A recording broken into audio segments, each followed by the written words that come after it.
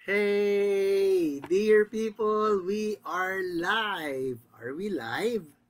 Sadali po I'm not sure if I'm live. I'm not sure if you can see me.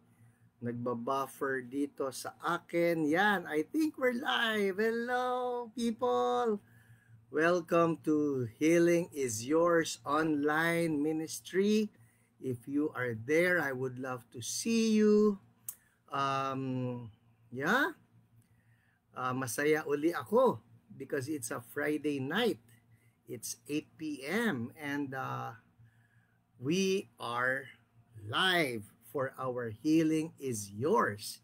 Kumusta po kayo? I would love to see if you can see me. Ito mahirap pagka Facebook Live eh.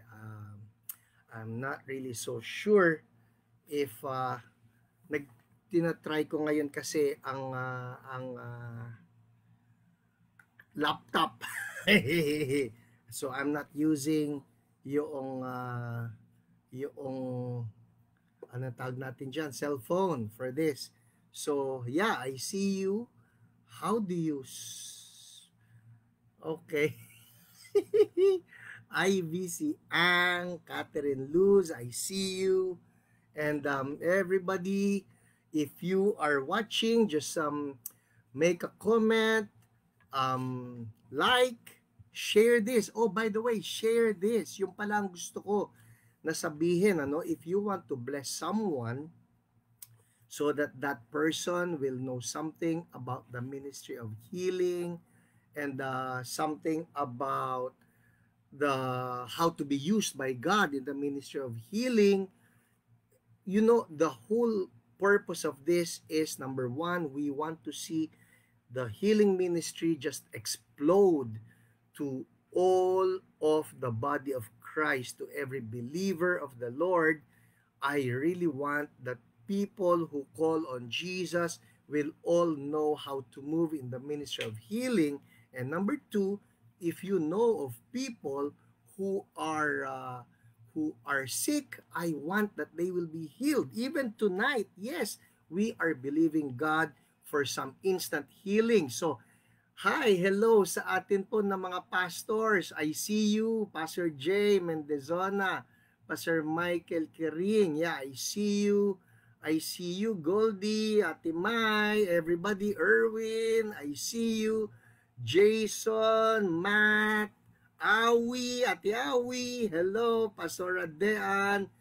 Thank you for tuning in. This will be from 8 p.m. to 9 p.m. Sharp po ito palagi. Ako excited na excited pagka paparating na ang Friday. Sabi ko nga sa inyo, when God dropped this idea into my spirit that I should go for an online ministry, um, and ito na nga yun, Healing is Yours, para akong isda na itinapon sa tubig na talagang, whoa, Lord, I would love that. You know, I have been dreaming of this, pero ang galing-galing lang ni Lord that something good came out of this COVID-19 pandemic, na dahil dito, sabi ko nga, what I want to see happen is that the power of the Lord to heal will be highlighted. Hindi dapat ma-highlight si Satan, hindi dapat ma-highlight ang sickness o itong COVID na ito. What I want to see highlighted is the power of God, the goodness of God, that indeed light shines brightest in the darkness. So, again, welcome po. Welcome to Healing is Yours online ministry. And again, I would like to say, if you have friends that you want to bless, why don't you click that share button and do a watch party? Natututo na rin ako eh. Alam niyo yung mga watch party na yan.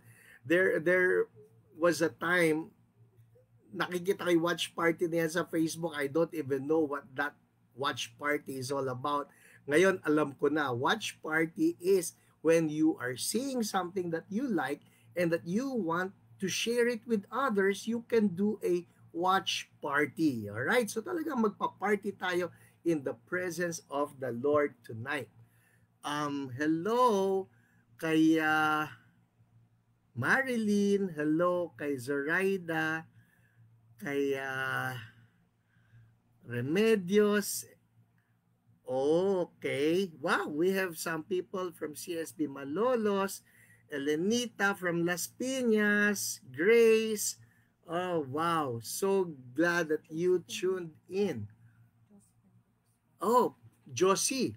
Pastor Josie. Josephine de Guzman. Ah, yeah.